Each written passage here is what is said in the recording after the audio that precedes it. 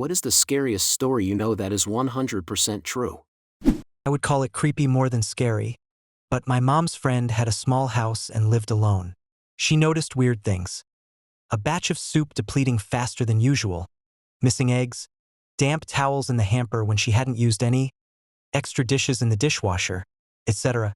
This went on for months. She thought she was just being forgetful.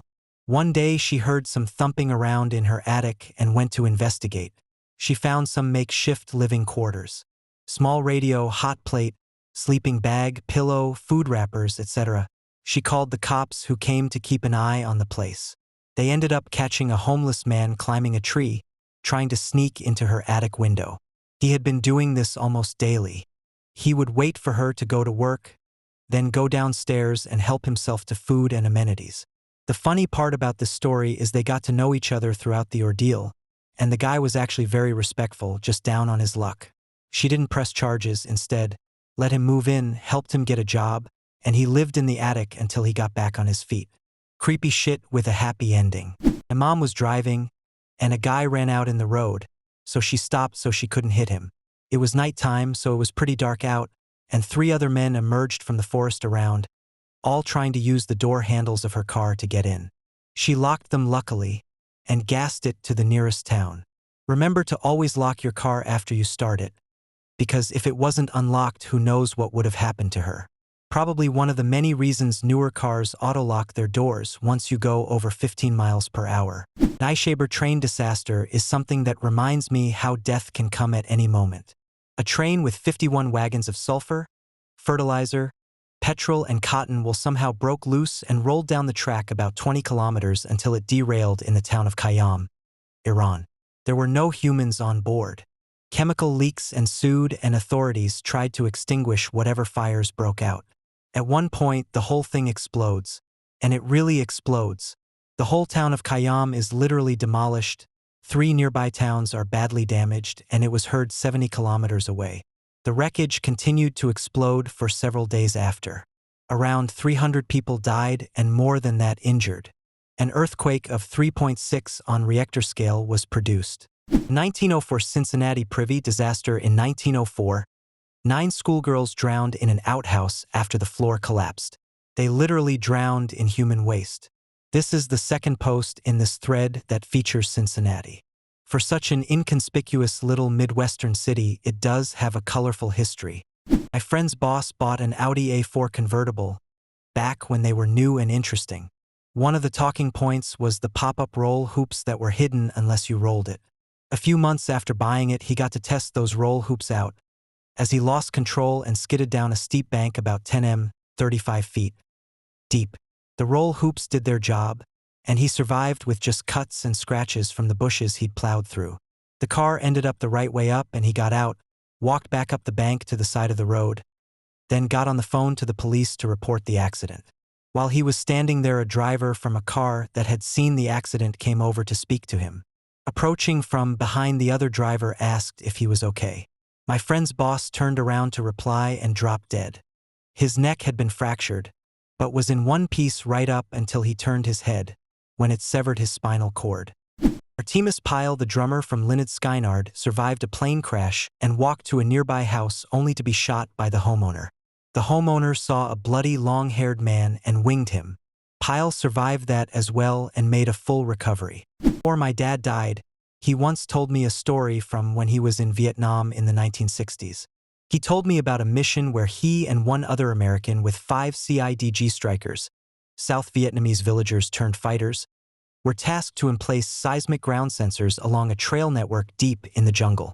He said they were about 2 days into the mission when he and 2 of the strikers split off from the main group to go watch a nearby trail intersection. He said the jungle was pretty quiet that day, just the sounds of birds and bugs and an occasional monkey. He said they had been watching the trail intersection for about 3 or 4 hours and were deciding on whether to move further down the trail or to turn back and link up with the rest of the patrol. Before leaving the cover of the brush, my dad said he checked the trail ahead of them one last time and prepared his men to move. Now here is where the story gets interesting, and he told this part with absolute dead seriousness. He said just as he started to step out onto the trail, He sees a light-skinned black Union cavalry soldier in full battle gear laying alongside the trail just shy of the intersection. My dad said the Union soldier had 2 pistols, a Spencer rifle and a short curved club at his hip. As my dad was trying to process what he was seeing, the soldier looked directly at him and smiled. Then the soldier slowly placed a finger up to his lips, as if to tell him to be silent, and then motioned my dad back off the trail. My dad said he signaled for his men to remain hidden, and he recalled that as he slipped back into the jungle on one side of the trail, the Union soldier did the same on his side of the trail. Less than 10 seconds later, he said the lead element of a group of NVA, North Vietnamese Army soldiers, walked right through the trail intersection some 30 feet away. My dad estimated that the group was comprised of some 70 to 80 soldiers equipped with automatic rifles, light machine guns, and rocket-propelled grenade launchers. He has no doubt that his entire team would have been wiped out on the spot. He said as soon as the enemy soldiers had passed, he and his team beat feet out of there as fast and as quietly as they could and rejoined with the rest of the patrol. He reported the enemy soldiers his team had encountered, but decided not to say anything about the soldier he had seen. My dad kept this secret for many, many years, only telling me just before he passed and earlier only telling his grandmother on her deathbed in the 1970s. He said when he told his grandmother, she smiled and without opening her eyes told him, "You saw old Red Tom." Red Tom was my great-great-grandfather.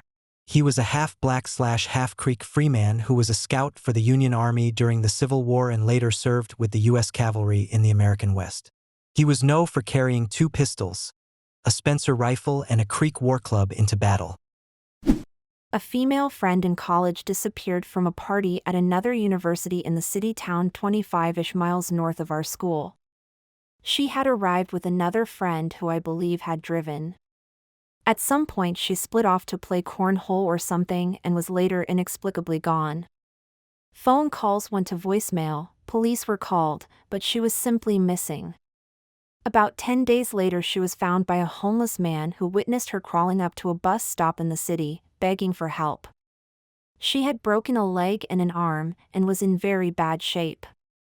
At the quite large party, she had her drink secretly drugged and was then led off by a group of men into their vehicle. She was taken to an apartment where she was drugged, repeatedly and locked in a small room in between with a bucket to use as a bathroom. At one point, after being injected with heroin and she somehow managed to convince one of her captors to allow her to use the actual bathroom to clean herself up. This bathroom had a small window to the outside, and with the shower running, she managed to squeeze out and fell from the 3rd story into a large hedge/bush. From there she crawled from the apartment complex to the road and bus stop, where the homeless man saw her and called police. Many cars stopped upon seeing her, making her captives unable to recapture her. 3 men were later arrested for the crime after surveillance cameras allowed police to locate the apartment which she jumped from. She returned to our university almost 2 years later, graduated, and became a nurse. She was obviously traumatized, never partied again, carried a gun everywhere she could, and somehow moved on with life. It was a terrifying tale none of us ever forgot. She was an 18-year-old freshman when the incident happened. When my aunt was about 16, she was working at a grocery store and had a boss in his mid-20s. One day he called the house and was begging her to sneak out and hang out with him. She was considering it because it was her boss and she didn't want to say no. My mom, who is 2 years younger than her, always gets these incredibly spot-on gut feelings. She had one that night and begged my aunt not to go out with him. Thankfully she listened to my mom and told him no, which made him really angry. He ended up going out that night and meeting another girl. He took her out to some cliffs and pushed her off. Somehow she lived through this and was able to get him sent to prison. I feel so sorry for that girl and so thankful for my mom and her gut feelings. Always trust your gut. I spent my first 10 years in New Delhi. Back then, we would find dead women, burnt with acid or set on fire, and it used to be so normal. Like, oh look, another one of those dowry cases where her family didn't pay the husband enough money so they killed her. Many years later, I revisited those memories and realized how insane that actually was. I'd totally forgotten about all that. Thank you for watching this video to the end. Today, we explored some of the scariest and most incredible true stories. If you have your own scary stories or want to share your thoughts on what you've heard, be sure to leave a comment below. We love reading your stories and discussions. Don't forget to subscribe to our channel, hit the like button, and share this video with your friends. Click the bell icon to make sure you don't miss our new releases. See you in the next video.